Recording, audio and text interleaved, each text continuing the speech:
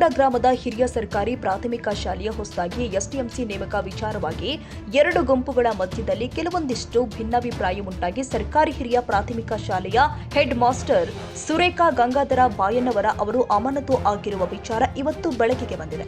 ನಮಗೆ ಸಿಕ್ಕ ಮಾಹಿತಿಯ ಪ್ರಕಾರ ಗ್ರಾಮದಲ್ಲಿ ಎರಡು ಗುಂಪುಗಳು ಇದ್ದು ಆ ಎರಡು ಗುಂಪುಗಳ ಮಧ್ಯೆ ಭಿನ್ನಾಭಿಪ್ರಾಯ ಉಂಟಾಗಿ ಇದರಲ್ಲಿ ಹೆಡ್ ಮಾಸ್ಟರ್ ಸುರೇಖಾ ಬಾಯಣ್ಣವರ ಅವರಿಗೆ ರಾಜಕೀಯ ಒತ್ತಡ ತಂದು ಹುಕ್ಕೇರಿ ಕ್ಷೇತ್ರದ ಶಿಕ್ಷಣಾಧಿಕಾರಿ ಪ್ರಭಾವತಿ ಪಾಟೀಲ ಅಮಾನತು ಆದೇಶ ಹೊರಡಿಸಿದ್ದಾರೆ ಎಂದು ಸುರೇಖಾ ಬಾಯಣ್ಣವರ ಕಣ್ಣೀರು ಹಾಕಿದ್ದಾರೆ.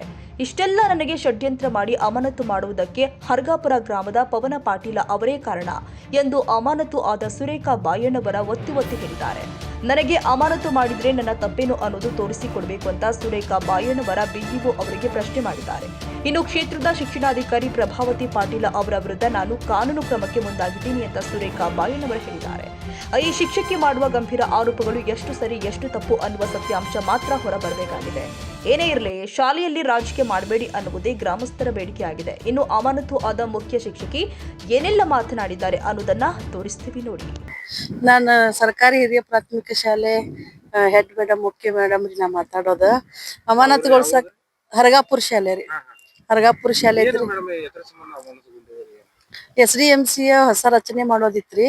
ಬಯಲಾದ ಪ್ರಕಾರ ಕಾನೂನು ಪ್ರಕಾರವಾಗಿ ನಾ ಎಲ್ಲವನ್ನು ಮಾಡ್ಕೊಂಡು ಬಂದಿದ್ದೇನ್ರಿ. ಆಮೇಲೆ ಏನೇನ್ ಮಾಡ್ಬೇಕು ಅದಕ್ಕೆಲ್ಲವನ್ನು ತಯಾರಿ ಮಾಡ್ಕೊಂಡ್ ಬಂದ್ ಎಲ್ಲಾ ಕರೆಕ್ಟ್ ಆಗಿ ಐತ್ರಿ ಅದ. ಆಮೇಲೆ ನನ್ನ ಒಂದು ಮಗುವಿಗೆ ಒಂದ್ ಮತವನ್ನ ಹಾಕ್ಬೇಕಂತ ತಿಳ್ಕೊಂಡ್ ತಂದೆ ಅಥವಾ ತಾಯಿಗೆ ಬರ್ಲಿಕ್ಕೆ ಹೇಳಿದ್ದೆ ರೀ. 15 ಡಿಸೆಂಬರ್ದಂದ ಪಂಚಾಯತಿಯವ್ರು ಡೇಟ್ ಕೊಟ್ಟಿದ್ರು. ಆ ಡೇಟಿಗೆ ಎಲ್ಲಾ ಪಾಲಕರು ಬಂದಿದ್ದರ್ರಿ. 105 ಪಾಲಕರು 97 ಪಾಲಕರು ಅವತ್ತ ಹಾಜರಿದ್ರಿ. ಹಾಜರಿದ್ರು ನಮ್ಮ ಇಲಾಖೆಯಿಂದ BRP ಆದಂತ ಮಾಸ್ ಮರ್ಡಿ ಅವ್ರಿ. ಅವ್ರು ಈ SDMC ನೋಡಲ್ ಆಫೀಸರ್ ಅಂತ ಹೇಳಿ ಅವ್ರಿಗೆ ನಾ ಎಷ್ಟೋ ಸಲ ಫೋನ್ ಹಚ್ಚಿದೇರಿ. ಹಚ್ಚಿದ್ರೆ ಅವ್ರು ರಿಸೀವ್ ಮಾಡ್ಲಿಲ್ಲ. ಆಮೇಲೆ ಒಂದ್ಸಲ ಫೋನ್ ಎತ್ತಿ ಏನಂದ್ರಿ, ಏನ ಟ್ರೈನಿಂಗ್ ದಾಗದಿನೋ ಅಲ್ಲೇ ಯಾರನ್ನಾರ ಕೇಳ್ಕೋರಿ ಅಂತಂದ್ ಉಡಾಫಿ ಉತ್ತರ ಕೊಟ್ಟರ್ರಿ. ಆಮೇಲೆ ನಾ ಅವ್ರಿಗೆ ವಾಟ್ಸಪ್ ಒಳಗ್ ಮೆಸೇಜ್ ಮಾಡಿದೇರಿ. ಸರ್, ಇಬ್ರು ಮಕ್ಳಿದ್ರ 2 ಓಟ್ ಬೇಕೇನೋ 1 ಓಟ್ ಹಾಕ್ಬೇಕು ಅಂತ ಕೇಳಿದಾಗ ಒಂದು ಮಗುವಿಗೆ ಒಂದೇ ಓಟ್ ಹಾಕ್ಬೇಕಂತ ಹೇಳಿದ್ದು ಸಾಕ್ಷಿ ಕೂಡ ನನ್ನೊಳಗ ಐತ್ರಿ ಅದ. ಇಷ್ಟ ಎಲ್ಲಾ ತಯಾರಿ ಸಂಪೂರ್ಣವಾಗಿ 1 ತಿಂಗಳದಿಂದ ತೊಂದ್ರೆ ಪಟ್ಕೊಂಡು ನಾವೆಲ್ಲಾ ಶಿಕ್ಷಕರು ಕೂಡಿ ಸುಗಮವಾಗಿ ಆಗ್ಲಿ ಅಂತ ಹೇಳಿ SDMC ರಚನೆ ಎಲ್ಲಾ ತಯಾರಿಯನ್ನು ಮಾಡಿ ಏನ್ ಕಾರಣ ಅಂತಂದ್ರ ರೀ, ಅವತ್ತು ನಾನು ಪಾಲಕರಿಗೆ ಒಬ್ರಿಗೆ ಬರ್ಲಿಕ್ಕೆ ಹೇಳಿದ್ದೆ ರೀ.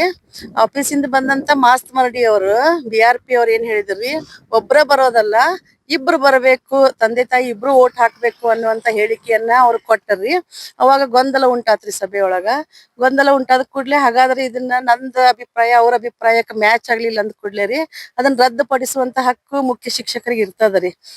ಅದನ್ನ ಏನ್ ಮಾಡಿದೀವ್ರಿ, ಅನ್ಯಾಯ ಆಗ್ಬಾರ್ದು ಯಾರಿಗೂ ಅಂತ ಹೇಳಿ ಅದನ್ನ ಜನವರಿ 10 ತಾರೀಕಿಗೆ ಅದನ್ನ ಘೋಷಣೆ ಮಾಡಿದೀವ್ರಿ. ಮತ್ತೊಂದ್ಸಲ ತಗೊಳ್ತೀವಿ ಅಂತ ಹೇಳಿ ಘೋಷಣೆ ಮಾಡಿದಾಗ ಅಲ್ಲಿರ್ತಕ್ಕಂತ ವ್ಯಕ್ತಿ ಒಬ್ರು ಪವನ್ ಪಾಟೀಲ್ ಅಂತ ಹೇಳಿ ನನಗ ಪರ್ಸನಲ್ ಆಗಿ ನಾನು 2.5 ವರ್ಷ ಅಲ್ಲಿ ಸರ್ವಿಸ್ ಮಾಡ್ತಾ ಇದ್ದೇನ್ರಿ. ನಾ ಹೋದಾಗಿಂದ ನನ್ ಟಾರ್ಗೆಟ್ ಮಾಡ್ಲಿಕ್ಕತ್ತಾರ್ರಿ ಅವ್ರ. ಬಟ್ ನಾನ್ ತೆಗಿತೇನಿ ಅಂತ ಹೇಳಿ ಚಾಲೆಂಜ್. ಯಾವ ಕಾರಣಕ್ಕಂತ ಹೇಳಿ ನನ್ಗೆ ಗೊತ್ತಿಲ್ಲ ರೀ. ಅವ್ರ ಊರಿನ ಗೌಡ್ರದಾರ ಅಂತ ಹೇಳಿ ನಾ ಮರ್ಯಾದೆ ಕೊಟ್ಕೊಂಡ್ ಇಷ್ಟು ದಿವಸ 2.5 ವರ್ಷ ನಾ ಬಂದಿದ್ದೇನ್ರಿ. ಆದ್ರ ಆ ಮರ್ಯಾದೆಗೆ ತಕ್ಕದಾದಂತ ವ್ಯಕ್ತಿ ಅವ್ರ ಅಲ್ಲ ಅಂತ ಹೇಳಿ ನನಗ ಅನಿಸ್ಲಿಕ್ಕತ್ತದ್ರಿ. ಅದ SDMC ಆಯ್ಕೆ ಸಲುವಾಗಿ ಪಾಲಕರನ್ನ ಕರ್ಕೊಂಡು ಹೋಗಿ ಅವ್ರಿಗೆ ಉಣಿಸೋದು ತಿನ್ಸೋದು ಎಲ್ಲಾ ಮಾಡಿ ಖರ್ಚು ಮಾಡಿದ್ದೇನೆ ನಾನ. ಆಮೇಲೆ ಅದಕ್ಕೆ ಇವರಿಂದ ನನ್ನಿಂದ ಅದ್ ರದ್ದಾಯ್ತು ಅನ್ನುವಂತ ಒಂದು ಇದನ್ನ ಹಿಡಿದ್ರಿ ಭಾವನೆಯಿಂದ ಏನ್ ಮಾಡಿದಾರ್ರಿ, BO ಮೇಡಮ್ ಕಡೆ ಹೋಗಿ ಸಾವ್ಕಾರ ಹೆಸರು ಹೇಳಿಸಿ ಅವ್ರ ಮೇಲೆ ಪ್ರೆಷರ್ ತಂದು ಏನ್ ಮಾಡಿದಾರ್ರಿ, ನನಗ ಅಮಾನತ್ ಮಾಡಿದಾರ. ನನ್ ಕಡೆ ಎಲ್ಲಾ ರೀತಿಯ ಡಾಕ್ಯುಮೆಂಟ್ಸ್ ಇದಾವ್ರಿ. ನಾ ಫಸ್ಟ್ ಏನ್ ಮಾಡಿ ಮೂಲ ಕಾರಣ ಅಂತಂದ್ರ ಪವನ್ ಪಾಟೀಲ್ ಅವ್ರ ರೀ. ಅವ್ರ ಒತ್ತಡ BO